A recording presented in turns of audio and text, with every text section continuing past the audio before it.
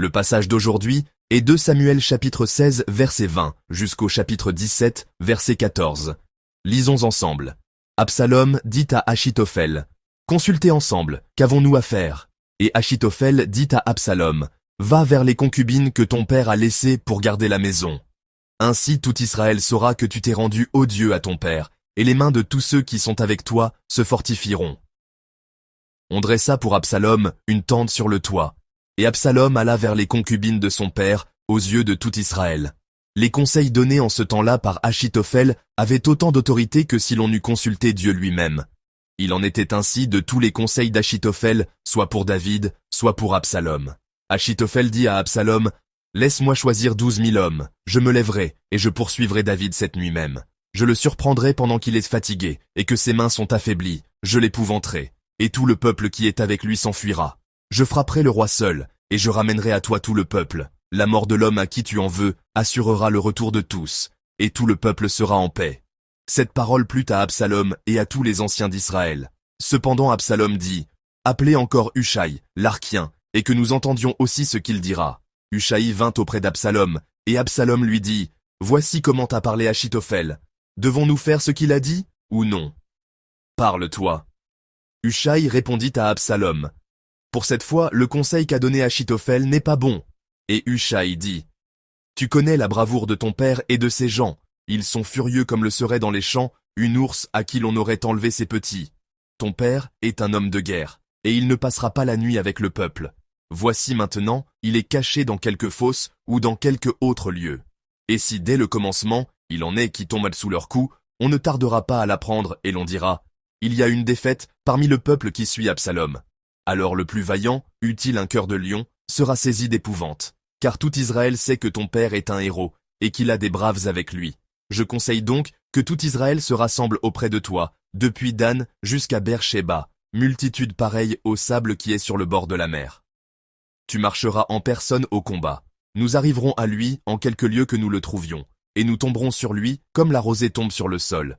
Et pas un n'échappera, ni lui ni aucun des hommes qui sont avec lui. S'il se retire dans une ville, tout Israël portera des cordes vers cette ville, et nous la traînerons au torrent, jusqu'à ce qu'on n'en trouve plus une pierre. » Absalom et tous les gens d'Israël dirent, « Le conseil de Hushai, l'Archien, vaut mieux que le conseil d'Achitophel. » Or l'Éternel avait résolu d'anéantir le bon conseil d'Achitophel, afin d'amener le malheur sur Absalom. Amen. Dimanche dernier, comme nous l'avons vu ensemble, Absalom s'est révolté contre David. Ce n'était pas une réaction soudaine. Pendant 4 ans, il s'est tenu près de la porte de la ville, il a écouté le peuple, il a gagné le cœur d'Israël, puis il a pris Jérusalem. Finalement, David a dû fuir Jérusalem à cause de son propre fils. Mais à ce moment de crise, il y avait devant David une menace encore plus grande, une menace cachée. Cette menace était Achitophel. Il avait été le conseiller le plus fiable de David. Pourtant, il se trouvait maintenant du côté d'Absalom. Une question se pose donc, pourquoi Achitophel a-t-il trahi David? La Bible n'explique pas directement pourquoi Achitophel s'est joint à Absalom, mais nous pouvons le déduire à partir d'autres passages. En 2 Samuel 23-34 apparaît le nom du fils d'Achitophel, Eliam.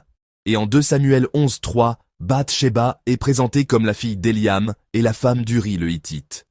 Autrement dit, Achitophel était le grand-père de Bath-Sheba. Si nous pensons à cela, nous pouvons imaginer combien le péché de David avec Bath-Sheba et la mort d'Uri ont pu lui laisser une blessure profonde. C'est probablement pour cette raison qu'il s'est rallié à Absalom. De plus, 2 Samuel 16-23 dit que le conseil d'Achitophel était considéré comme une parole reçue après avoir consulté Dieu. C'était un stratège remarquable. Et maintenant, cet Achitophel établissait une stratégie pour faire tomber David. Pour David, la situation semblait impossible à surmonter. C'était une crise de vie ou de mort. À travers le passage de cette aube, nous voulons regarder David dans cette crise et les événements qui l'entourent. Nous voulons voir comment Dieu a agi pour David lorsqu'il se tenait devant une menace aussi puissante qu'Achitophel. Et nous voulons entendre ce que cela nous dit aujourd'hui. Regardons 2 Samuel 17, 1 et 2. Achitophel dit qu'il choisirait 12 000 hommes, partirait cette même nuit à la poursuite de David, l'attaquerait lorsqu'il serait fatigué et faible, le ferait trembler, disperserait le peuple et tuerait seulement le roi David. Amen. Comme je l'ai mentionné au début, lorsque nous observons le plan d'Achitophel, nous voyons combien il l'avait préparé avec soin. Son plan contenait les 3 éléments essentiels d'une stratégie militaire classique. Premièrement, il y avait une force écrasante. Selon le texte, 12 000 hommes devaient être mobilisés pour capturer David. À ce moment-là, les forces de David ne dépassaient probablement pas 2 000 hommes. Cela représentait au moins 5 fois plus d'hommes. Les soldats de David auraient pu être saisis de crainte rien qu'en entendant ce nombre. Deuxièmement, il y avait l'effet de surprise. Achitophel proposa d'attaquer David cette même nuit. David et ses hommes venèrent de quitter Jérusalem dans la précipitation. Ils étaient fatigués, épuisés et vulnérables. Le plan d'Achitophel visait précisément ce moment de plus grande faiblesse. Troisièmement, il y avait un objectif très clair. Tuer seulement David. Si David mourait, le peuple qui le suivait se disperserait et la rébellion se terminerait naturellement. Voilà le plan calculé qu'Achitophel proposait à Absalom. Si ce plan avait réellement été adopté, tout ce que David avait aurait pu être entièrement brisé. Aux yeux humains, David était sans défense devant la stratégie d'Achitophel. Il était en fuite, son armée était inférieure, et le meilleur stratège se trouvait du côté de l'ennemi. De quelque côté que l'on regarde, il semblait que David ne pouvait pas gagner. L'expression crise de vie ou de mort était parfaitement appropriée. Bien-aimés, dans notre vie aussi, nous pouvons rencontrer de telles situations. Il y a des moments où nous faisons face à des problèmes qui semblent impossibles à résoudre. Il peut s'agir de finances, de santé ou de relations.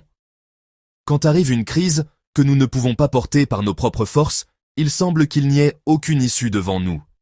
C'est comme David devant le conseil d'Achitophel. Aux yeux humains, aucun chemin n'est visible, mais le texte d'aujourd'hui parle précisément à ceux qui se trouvent dans ce genre de difficultés. Continuons avec 2 Samuel 17, 7 et 8. Hushai dit à Absalom que cette fois, le conseil d'Achitophel n'est pas bon. Il ajoute que le père d'Absalom et ses hommes sont des guerriers, qu'ils sont furieux comme une ours des champs à qui l'on a enlevé ses petits, et que David est un homme de guerre qui ne passera pas la nuit avec le peuple. Amen. Du point de vue de David, c'était une crise de vie ou de mort. Du point de vue d'Absalom, c'était une occasion parfaite, et la clé de tout se trouvait dans le conseil d'Achitophel. Mais alors, soudain, une personne apparaît. C'est Hushai. Qui était Hushai? C'était un homme de David. Il appartenait au camp de David. Pourtant, le voici devant Absalom, en train de présenter sa propre stratégie. Comment cela est-il arrivé? Lorsque David quitta Jérusalem à cause de la rébellion d'Absalom, Hushai l'Archien vint à sa rencontre. Mais David lui dit de ne pas l'accompagner. Au contraire, il devait retourner à Jérusalem, faire semblant d'être passé du côté d'Absalom, et détruire le conseil d'Achitophel. Hushai obéit à cet ordre, entra dans Jérusalem et rejoignit le camp d'Absalom. Et aujourd'hui, dans notre texte, il présente son conseil à Absalom. La réponse de Hushai fut excellente. Il montra qu'Achitophel avait sous-estimé David. David était un soldat expérimenté. Ses hommes étaient des guerriers en colère, comme une ours qui a perdu ses petits. Si Absalom tentait une attaque soudaine et recevait une contre-attaque, la nouvelle se répandrait, et l'armée d'Absalom s'effondrerait. Hushai ne s'arrêta pas là. Il proposa aussi une alternative. Il dit que tout Israël, depuis Dan jusqu'à Beersheba, devait être rassemblé, et qu'Absalom lui-même devait conduire l'armée contre David. La proposition de commander personnellement l'armée toucha le cœur d'Absalom. Mais nous devons remarquer une chose. Si nous évaluons froidement la situation, le plan de Hushai était inférieur au plan d'Achitophel. Rassembler une grande armée demandait beaucoup de temps. Pendant ce temps, David pouvait fuir plus loin et préparer sa défense. Stratégiquement, le plan d'Achitophel était bien supérieur. Malgré cela, Absalom et les anciens d'Israël décidèrent que le plan de Hushai était meilleur que celui d'Achitophel. Et ils suivirent cette voie. Pourquoi Absalom a-t-il donc fait un choix aussi insensé? Nous trouvons la réponse en 2 Samuel 15, 31. Quand David apprit qu'Achitophel était parmi les conspirateurs, il pria « Éternel, réduis à néant les conseils d'Achitophel ». David prononça cette prière en fuyant Absalom. C'était une prière courte, presque un soupir. Ce n'était pas une longue prière faite dans un lieu paisible. C'était un cri urgent sur le chemin de la fuite. Mais Dieu répondit à cette prière. Là où David ne voyait pas, et d'une manière que David ne connaissait pas, Dieu travaillait déjà. Dieu agissait par un homme appelé Hushai. Bien-aimé, Dieu travaille déjà là où nous ne voyons pas. Même une courte prière semblable à un soupir sur le chemin de la fuite, Dieu l'entend et y répond. Même si nous ne voyons aucune issue, Dieu peut avoir déjà préparé un Hushai dans notre vie. Cela peut être une personne que nous n'avons pas encore rencontrée, ou un chemin que nous n'avons pas encore vu. Dieu l'a déjà préparé. De manière que nous ne connaissons pas, par des personnes auxquelles nous ne nous attendons pas, Dieu est déjà à l'œuvre. Continuons avec 2 Samuel 17-14. Absalom et tous les hommes d'Israël dirent que le conseil de Hushai l'Arkien était meilleur que celui d'Achitophel. Et le texte explique que cela arriva parce que l'Éternel avait ordonné que le bon conseil d'Achitophel soit frustré, afin d'amener le malheur sur Absalom. Amen. Ce seul verset traverse tout le passage d'aujourd'hui. Comme nous l'avons vu, humainement, il n'y a pas d'explication au choix d'Absalom. Le plan d'Achitophel était clairement supérieur. Pourtant, le texte déclare clairement que l'Éternel avait décidé de réduire à néant le bon conseil d'Achitophel. Le spécialiste de l'Ancien Testament Robert Bergen interprète cette scène ainsi. C'était une intervention directe de Dieu.